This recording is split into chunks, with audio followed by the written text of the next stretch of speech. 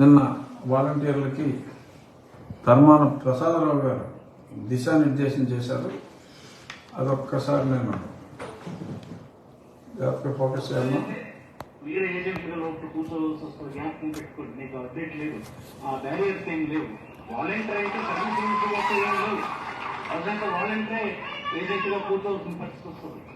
అది కూడా మేము ఆలోచన చేస్తున్నాం. వాలంటీర్ సార్ ఏది ఇప్పుడు ఏ రకమైన ప్రతిఫలం ఆశించినటువంటి ఒక స్వచ్ఛంద సేవకుడు అంటే నీకు అలాంటి సర్వీస్ రూల్స్ కట్టి నీకేం అడ్డుకోవడం. అదండి ఈయన చెప్పింది. ఆయనకి సర్వీస్ రూల్స్ ఏమంటే రావట. కలెక్టర్ వాలంటీర్ అన్నట, స్వచ్ఛంద సేవకుడట. మరి 5,000 రూపాయలు నెలకి ఎందుకు ఇస్తున్నామమ్మా? మరి తోఫాలు సేవారత్న, ఆ రత్న, ఈ రత్న అంటూ 375 కోట్లు ఇవన్నీ ఇచ్చేసి అని ఎట్టేసుకుంటావా? ఏజెంట్ కింద. ఏజెంట్ ఇది పేర్లోనేనా? ధర్మం లేదా మనకి? స్వచ్ఛంద సేవకుడు అనేసి ఎన్నికల బూత్లో ఏజెంట్ ఎట్టేసుకుంటావా? సో ఒక పక్క ఎలక్షన్ కమిషన్ ఎంతో స్పష్టంగా చెప్పింది, వీళ్ళని ఏజెంట్లుగా వాడటానికి వీలు లేదు అని చెప్పి చాలా స్పష్టంగా చెప్పింది. ఇప్పుడు వీళ్ళ ట్రిక్ ఏంటంటే, వాళ్ళ జీతం ఎంత వస్తుందో ఈ గిఫ్ట్ రూపేనా అంటే అవార్డులు ఇచ్చేసి, అది కూడా మళ్ళీ ప్రభుత్వం ఖర్చు కింద ఇచ్చేసి, మళ్ళీ వాళ్ళందరినీ ఏజెంట్లుగా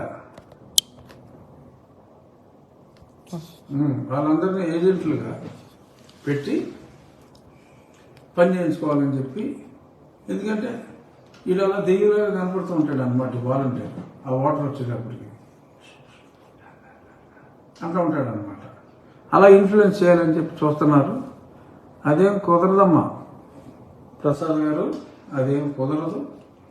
మేము ఏ బూత్కి సంబంధించి అంటే ఆ వార్డు ఏ బూత్ కింద వస్తుందో చూసి ఆ వార్డులో ఉన్న వాలంటీర్ల ఫోటోలన్నీ 100 మీటర్ల దూరంలో మేము డిస్ప్లే చేస్తాం. ఏది పోలీస్ స్టేషన్లో జేబులు కొట్టి వాళ్ళు ఫోటోలు పెడతారు కదా, అలాగే మేము ఫోటోలు పెడతాం. ఆ వాలంటీర్ గారు ఆ బూత్లో ఉన్నాడా అని అదలు పడదొప్పుతాం. ఆయన్ని ఎన్నికల ఏజెంట్గా అప్పచెప్పి ఆయన శాశ్వతంగా ఉద్యోగంలో లేకుండా చేస్తాం. ఆడు కావాలంటే ఆడు ఓటు వేసుకుంటాడు, మరి మూసుకొని వస్తాడు అంతే. ఆడు ఓటు కూడా అక్కడే ఉంటుంది కాబట్టి, లోకల్ వాళ్ళకి ఉద్యోగం ఇచ్చారు కాబట్టి ఆ వాలంటీర్ ఆడు ఓటు ఆడు వేసుకుంటాడు, వస్తాడు అంతే. తప్ప మీరు చెప్పినట్టు అది స్వచ్ఛంద సేవకుడు, ఆడు ఏడు చేసినా ఏం పర్లేదు అంటే ఒప్పదమ్మా. అది ఒప్పదు. అలా ఉద్యోగం వాళ్ళని పట్టించేస్తాం, ఒగ్గేస్తాం అనుకుంటున్నారా? ఇష్టమేనా? అలా ఒగ్గం. ధర్మాన ప్రసాదరావు గారు, ఇది మేము తీవ్రంగా తీసుకుంటాం. మీలాంటి బాధ్యత గల ఎన్నో సంవత్సరాల ఎక్స్పీరియన్స్ కలిగిన మంత్రి ఇంత బాధ్యత రాహిత్యంతో మాట్లాడటం చాలా దురదృష్టం. పబ్లిక్ ఇటువంటి చెత్త మాటలు మీకన్నా చాలా పై స్థాయి ఉన్న వ్యక్తి దగ్గర నుంచి ఎక్స్పెక్ట్ చేస్తున్నారు, కానీ మీ నుంచి అయితే ఎక్స్పెక్ట్ చేయట్లా. ఎందుకంటే మీరు ఏది మాట్లాడినా వివేకంతో మాట్లాడతారని చెప్పి ఒక విశ్వాసం ఉంది ప్రజలకి. ఆ విశ్వాసాన్ని పాడు చేసుకోవద్దు. ఎన్నికల కమిషన్ పక్కన చెప్తా ఉంటే మీరు మీ సొంత డెఫినేషన్లు ఇచ్చేసి అన్నీ వేసేసుకుంటామని చెప్తారా? కుదరదు. Photos will be displayed outside. ఎవరు గుర్తుపెట్టినా it's a warning to your government. Dharmana Prasadarao గారు, నేను మాట్లాడింది తప్పైతే చెప్పండి, తేల్చేస్తా ఇమీడియట్గా. ఎలక్షన్ కమిషన్ దగ్గర కూర్చుని రాజీవ్ కుమార్ తో కూర్చుని మాట్లాడతా. ఇవ్వండి మళ్ళీ ఇంకో స్టేట్మెంట్. దమ్ముంటే ఇవ్వండి. రేపు ఇంకో స్టేట్మెంట్, రాజుగారు నేను పెడతానా వాలంటీర్నే పెడతా అనో స్టేట్మెంట్ ఇవ్వండి. బుక్ అయిపోతారు, అడ్డంగా బుక్ అయిపోతారు. అదే మీ ముఖ్యమంత్రిని కానీ లేకపోతే మీ ససామాన్ని కానీ ఇవ్వనండి. వాళ్ళు స్వచ్ఛంద సేవకులు, వాళ్ళు బూత్తుల్లో ఉంటారు, మా మనుషులుగా పనిచేస్తారని చెప్పండి. దమ్ముంటే చెప్పండి, తుప్పు వదిలిస్తా అని సౌన్యంగా తెలియజేస్తున్నాను. శ్రీ ధర్మాన గారి ద్వారా అధర్మాన్ని ప్రోత్సహించే వారి పై వారికి it's a challenge. If you think you can do it, let us see how you can do it. ఇక ఈరోజు ముగించే ముందు ఈ నెల 28వ తారీఖు తెలుగుదేశం జనసేన నా పార్లమెంట్లో తాడేపల్లిగూడెం సమీపాన ఉన్న పత్తిపాడు గ్రామంలో ఒక భారీ బహిరంగ సభ నిర్వహించడానికి ప్లాన్ చేశారు. ఈలోగా నా ఉద్దేశంలో మరి ఆల్రెడీ ఎన్డీఏలో జనసేన ఉంది, ఇన్ ప్రిన్సిపల్ అగ్రిమెంట్ అయింది కాబట్టి to work together. Bharatiya Janata party కూడా మరి ఆ సమయానికి పొత్తులు తేల్చుకొని ఉంటుందని మరి మన పవన్ కళ్యాణ్ గారు కూడా చెప్పారు. ఈ పొత్తుల కోసం మరి ఎన్డీఏలో ఉన్న వ్యక్తిగా మరి నేను చివాట్లు కూడా తిన్నాను, నేను ఢిల్లీ వెళ్తున్నానని చెప్పారు.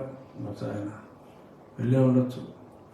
28వ తారీఖులోగా ఇదంతా ఒక కొలిక్కి వచ్చేసి ఈ ఇద్దరితో పాటు భారతీయ జనతా పార్టీ కూడా మరి అక్కడ ఉంటుంది అని చెప్పి నేను ఆశిస్తున్నా.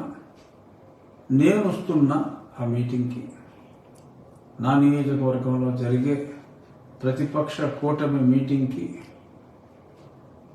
పాలకపక్షంలో ఉన్న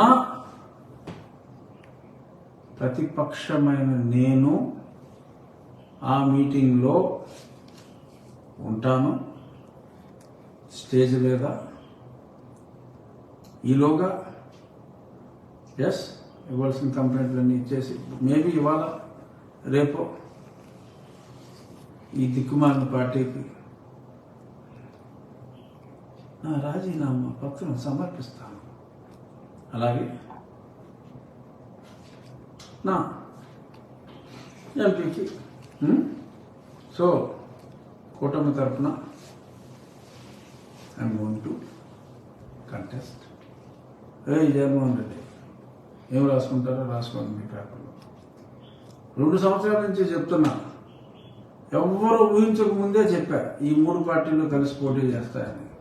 ఈ 3 పార్టీల నాయకుల కన్నా ముందే చెప్పా ఈ 3 పార్టీలు కలిసి పోటీ చేస్తాయని. నాకేం పెద్ద సత్యబాబు గారిలాగా భవిష్యత్తు జ్ఞానం తెలుసు కాదు నేను చెప్పింది. నాకున్న ఇన్ఫర్మేషన్తోనే చెప్పా, కన్ఫర్మేషన్తోనే చెప్పా. అంచేత ఎవరైతే ఎరిపప్పు కాదమ్మా, 3 కలిసే ఉంటారు. నేను కూటమి అభ్యర్థిగా అప్పటికే అఫీషియల్గా అనౌన్స్ అయినా అవ్వకపోయినా ఐఎమ్ దేర్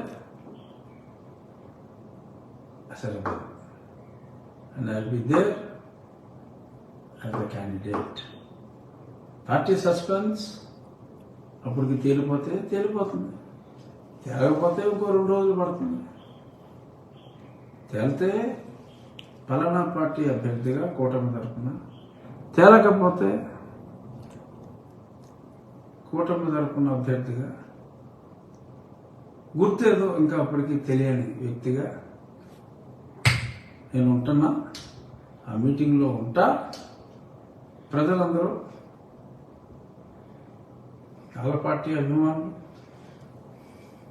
3 పార్టీల అభిమానులు, నా అభిమానులు, నన్ను ప్రేమించే, నన్ను అభిమానించే న్యూట్రల్ ఓటర్స్ చాలా పెద్ద శాతం ఉంది. ఎందుకంటే నేను ఏ పార్టీలో లేను ఇప్పుడు దాకా, ఈ చెత్త పార్టీలో తప్ప. బట్ నాకంటూ నన్ను ప్రేమించేవారు ఉన్నారు. వారందరూ కూడా ఆ మీటింగ్కి హాజరై ఆ సభని దిగ్విజయం చేయాలని, 2 లక్షల మంది వస్తే 10 లక్షల మంది వచ్చారని చెప్పుకుని మురిసిపోయే రాఫ్తాడ్ మీటింగ్ని మన మీటింగ్ రఫాడించాలని చెప్పి మనస్ఫూర్తిగా కోరుకుంటూ రేపు